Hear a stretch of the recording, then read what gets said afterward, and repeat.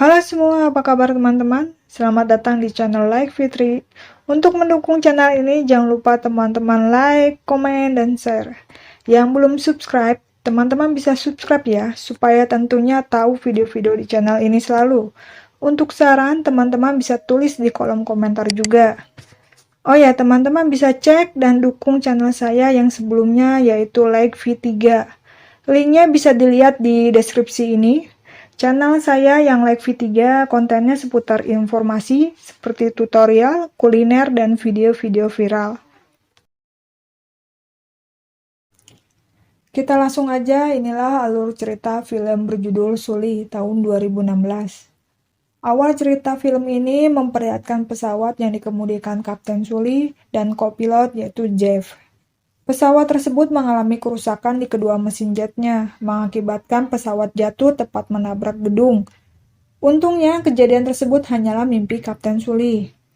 Scene beralih, paginya Kapten Sully berolahraga. Wajahnya terlihat sedang memikirkan sesuatu sehingga fokusnya berkurang. Kapten Sully pun hampir tertabrak ya teman-teman. Ternyata di sini Kapten Sully sedang memikirkan kecelakaan pesawat yang dia terbangkan beberapa hari yang lalu. Dari kejadian tersebut, Kapten Sully dianggap seorang pahlawan, di mana dia berhasil menyelamatkan seluruh penumpang, totalnya 155 orang, dan para kru pesawat tersebut dari pendaratan darurat yang dia lakukan. Meski Kapten Sully berhasil melakukan pendaratan darurat tersebut, Kapten Sully dan Jeff co-pilot harus menghadapi investigasi NTSB terkait jatuhnya pesawat US Airways yang dikemudikannya. Para investigator NTSB menilai bahwa Kapten Sully salah mengambil keputusan yang membuat pesawat itu jatuh. Sully pun langsung mengatakan bahwa pesawat itu bukan jatuh, tetapi melakukan pendaratan darurat di atas air.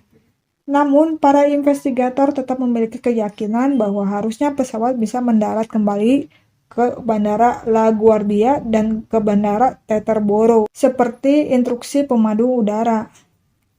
Agar pendaratan darurat bisa dilakukan lebih aman tanpa harus melakukan pendaratan di Sungai Hudson yang penuh resiko.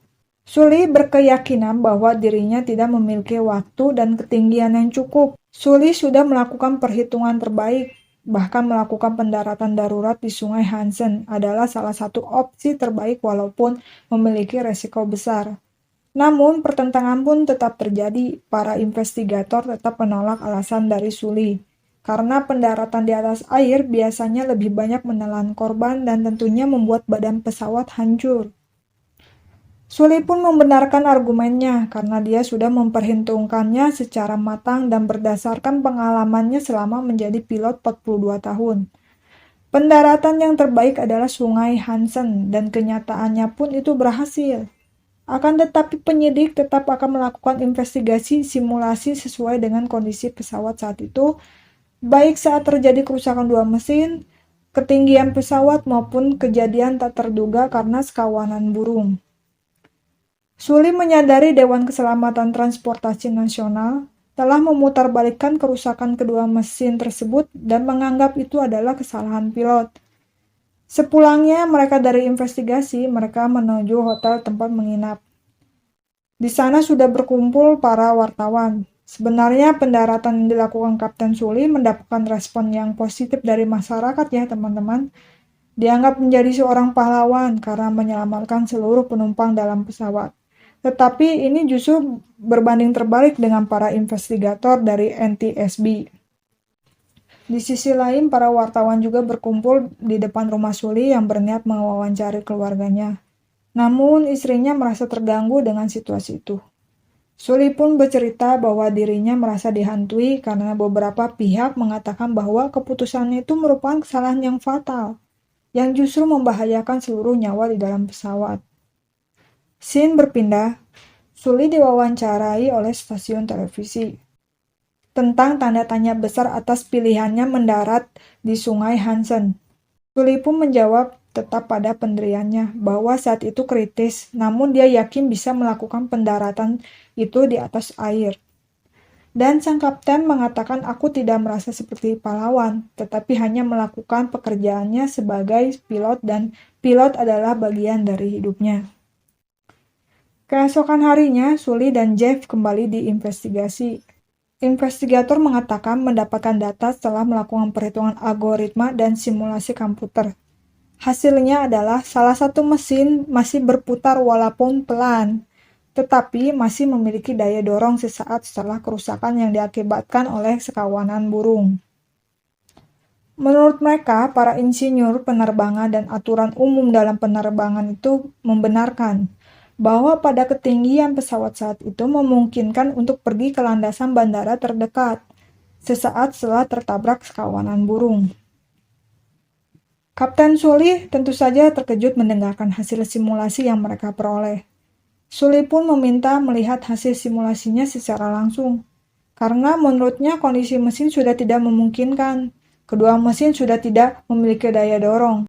Para investigator pun menyetujui dan akan mengumpulkan serikat pekerja, Dewan Keselamatan Transportasi, serta pers untuk menyaksikan simulasi secara langsung, namun itu dilakukan setelah bahan penyidikan sudah dilakukan termasuk rekaman kokpit dan menara pemandu penerbangan. Malam harinya, Sully berbicara pada istrinya atas masalah yang dihadapi, bahwa karirnya akan berakhir bila dia dinyatakan bersalah. Namun istrinya menyemangati suaminya dengan mengatakan bahwa yang dilakukannya itu adalah benar dan berhasil menyelamatkan banyak nyawa. Scene berganti, dilihatkan kondisi sebelum pesawat mengudara. Terlihat Kapten Sully sedang menuju pesawat US Airways yang akan dikemudikan. Suasana dalam pesawat tersebut terlihat bahwa pesawat dalam keadaan baik-baik saja, dan tidak lupa pramugari menjelaskan protokol keselamatan kepada para penumpang. Beberapa menit kemudian, pesawat lepas landas dengan izin menara pemantau. Dan saat pesawat di ketinggian 2.800 kaki, mereka berdua dikagetkan dengan sekawanan burung yang terbang tepat di depan pesawatnya, yang mengakibatkan kerusakan di dua mesin pesawat. Para penumpang panik saat itu karena terjadi guncangan yang cukup keras. Namun dengan sigapnya, para pramugari menenangkan penumpang. Di dalam kokpit terlihat kedua mesin pesawat telah mati dan kehilangan daya dorong. Kapten melakukan prosedur standar dengan menyalakan daya dorong cadangan. Dia menghubungi menara pengawas dan menjelaskan situasinya serta meminta bantuan. Menara pengawas kemudian menyuruh kembali ke landasan pacu La Guardia. Namun karena mesin telah kehilangan daya dorong, membuat Sully berpikir sejenak dan mengatakan bahwa dia tidak bisa kembali ke landasan La Guardia. Dia akan mendaratkan pesawatnya di Sungai Hudson. Kapten Sully kemudian menginstruksikan kepada seluruh penumpang bahwa bersiap akan terjadi benturan. Terlihat pada menara pengawas, pesawat sudah hilang dari radar. Dengan cekatan, menara langsung menghubungi pihak berwenang yang terdekat dengan koordinat pesawat Sully. Dan benar saja sudah ada dua helikopter yang sudah dihubungi oleh menara melihat pesawat Sully terbang dengan ketinggian yang sangat rendah di atas Sungai Hudson. Terlihat pesawat semakin menurun dan semakin melambat. Orang-orang di menara pun putus asa. Karena mendarat darurat di atas air, pesawat akan hancur dan akan menimbulkan korban jiwa. Diperlihatkan juga orang yang bisa melihat pesawat yang terbang rendah. Para penumpang pun ketakutan bersiap untuk benturan yang akan terjadi. Dan pesawat pun mendarat darurat di atas Sungai Hudson. Pesawat mendarat cukup baik, tidak menimbulkan kerusakan pada badan pesawat seperti yang dikhawatirkan. Para penumpang terlihat baik-baik saja. Air sungai perlahan masuk ke dalam pesawat. Para kru pesawat terlihat profesional walaupun dalam keadaan darurat tidak terlihat panik, dan terus mengarahkan keluar pada pintu keluar terdekat. Kapten Sully pun membantu penumpang untuk evakuasi. Untungnya ada kapal yang sedang berlayar dekat lokasi pesawat. Mereka dengan cepat menghubungi petugas lainnya sambil menuju ke sana. Dan akhirnya sebelum pesawat semakin tenggelam, kapal tersebut berhasil sampai di pesawat dan segera membantu para penumpang naik ke kapal. Kapal bantuan lain pun mulai berdatangan ke arah pesawat. Di sini pun teman-teman, Kapten Sully masih dalam pesawat sendiri, hingga benar-benar memastikan semua penumpang tidak ada yang tertinggal. Setelah memastikan para penumpang keluar dari pesawat, Kapten Sully pun jadi orang terakhir yang keluar dari pesawat tersebut. Setibanya di darat, terlihat semua orang bahagia telah selamat dan tidak percaya bahwa pendaratan darurat itu berhasil. Kapten Sully pun meminta kepada petugas untuk memastikan keadaan penumpang dan kru pesawat yang semua berjumlah 155 orang. Orang di menara pengawas tersebut kaget dan tidak percaya pendaratan tersebut berhasil dengan mulus di atas sungai Hansen. Saat di rumah sakit, Sully dihampiri rekannya mengabarkan bahwa seluruh penumpang dan kru selamat dan tidak ada yang terluka serius. Kabar itu adalah kabar terbaik yang Kapten Sully dengar saat ini. Scene beralih pada masa saat ini. Ruangan yang mendembarkan bagi Sully, di mana ruangan tersebut menentukan karirnya dan Jeff. Mereka berdua bersiap mengikuti sidang umum yang dilakukan di gedung administrasi penerbangan federal. Di sana terlihat para investigator dari Dewan Keselamatan, Investigasi, dan para komite penerbangan. Sebelum mendengarkan rekaman suara dalam kokpit, mereka akan memperlihatkan simulasi pendaratan yang dilakukan oleh pilot sungguhan. Dan hasilnya berhasil sampai ke kedua bandara terdekat atas permintaan Sully. Simulasi pertama, ke landasan LaGuardia, pesawat lepas landas dan kemudian mati karena sekawanan burung. Pesawat langsung berbelok ke LaGuardia dan akhirnya pesawat berhasil mendarat dengan sempurna. Ini sebagai catatan bahwa simulasi komputer dan pilot sungguhan hasilnya sama. Simulasi kedua pun dilanjut ke landasan Teterboro. Simulasi semuanya serupa. Pesawat langsung berbelok ke landasan Teterboro dan pesawat dengan sempurna berhasil mendarat di landasan tersebut.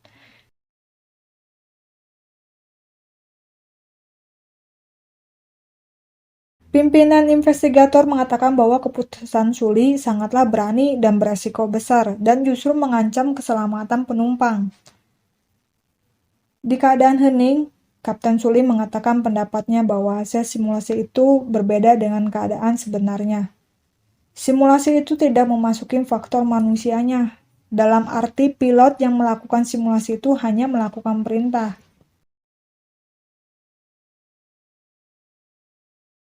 Di saat mesin pesawat mati karena sekawanan burung, mereka langsung pergi ke bandara terdekat, akan tetapi dalam keadaan sebenarnya, dan orang baru saja mengalami keadaan tersebut, pasti akan ada jeda waktu kapten dan kopilot untuk menganalisa keadaan. Seperti keadaan mesin pesawat sampai kepada pengambilan keputusan, apakah pesawat masih sanggup ke bandara terdekat atau tidak. Tidak hanya itu, Sully pun mengatakan tidak ada seorang satupun yang dilatih dalam keadaan insiden seperti itu, dengan 155 nyawa penumpang di atasnya. Bahkan sang kapten pun bertanya, berapa kalikah pilot yang dilatih dalam simulasi itu? Sehingga pada akhirnya mereka berdua bisa berhasil mendarat di kedua bandara itu. Salah satu investigator mengatakan mereka melakukan 17 kali simulasi bisa mendaratkan pesawat berhasil di kedua bandara itu. Semua yang hadir pun kaget atas pernyataan Sully dan jawaban investigator itu. Setelah mendengarkan perkataan dari Kapten Sully, Dewan Keselamatan meminta mengulang simulasi dengan jeda waktu 35 detik. Kapten dan kopilot mengambil keputusan untuk menuju ke kedua bandara tersebut setelah menabrak kawanan burung dan mengalami gagal mesin. Simulasi pun diulangi dengan jeda waktu reaksi 35 detik. Dan ternyata faktanya, pesawat tersebut tidak bisa mencapai kedua bandara tersebut dan justru hancur menabrak gedung, yang tentu saja itu akan menambah korban jiwa atau bahkan lebih fatal. Melihat simulasi itu, para investigator hanya bisa terdiam tanpa bisa berkata apa-apa. Kemudian langsung mendengarkan hasil rekaman dalam kokpit dan menara pengawas. Singkat cerita, sekali lagi dari rekaman pun tidak ditemukan kesalahan dari keputusan Kapten Sully. Nah, teman-teman, di luar dugaan, para investigator yang awalnya terus mencari kesalahan Kapten Sully dan kopilot, justru sekarang balik memujinya. Tidak hanya itu, dimunculkan juga data mesin pesawat tanda-tanda kerusakan yang tidak terbantahkan. Bahkan kerusakan mesin sangat parah, membuat tidak adanya daya dorong. Semua itu menunjukkan bahwa data yang selama ini didapat adalah salah. Kapten Sully melakukan keputusan yang sangat tepat, mendaratkan pesawatnya di Sungai Hansen yang membuatnya tidak ada korban jiwa satupun. Namun di sini teman-teman, Kapten Sully sangat rendah hati. Di sini Kapten Sully menjelaskan bahwa itu semua bukan hanya karena dirinya, itu karena kita semua. Ada Jeff, kopilot, para kru pesawat, para petugas penyelamatan, dan pengawas lalu lintas udara. Kita semualah yang berhasil melakukannya. Film pun berakhir dengan diperlihatkan beberapa dokumentasi asli yang dikenal dengan Miracle in Hansen. Tambahannya teman-teman, penyebab utama kecelakaan pesawat bukanlah hanya semata-mata karena usia pesawat. Banyak faktor yang menyebabkan kecelakaan. Maka dari itu, penyebab kecelakaan pesawat hanya bisa diketahui setelah hasil penyelidikan menyeluruh oleh petugas berwenang resmi. Namun, kebanyakan orang tidak sabar menunggu hasil penyelidikan penyebab kecelakaan, dan teori-teori sederhana pun bermunculan dan cepat bersebar, sehingga menimbulkan beberapa menjadi kepanikan masyarakat tentunya. Nah, itulah makna dari film ini. Yang sudah menonton alur cerita film ini, jangan lupa like, komen, dan yang belum subscribe bisa subscribe untuk dukung terus channel ini.